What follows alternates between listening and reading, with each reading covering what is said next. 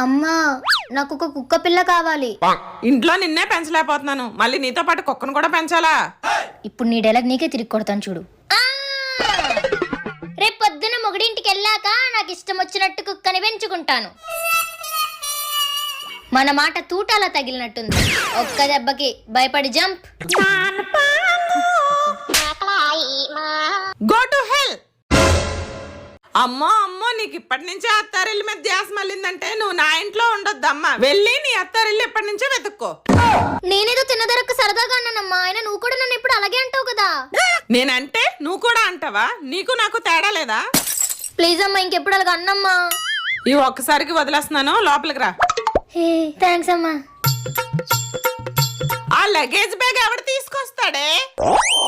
రేపు పొద్దున్న మొగుడింటికి వెళ్ళాక అమ్మను మించి దైవం ఉన్నదా?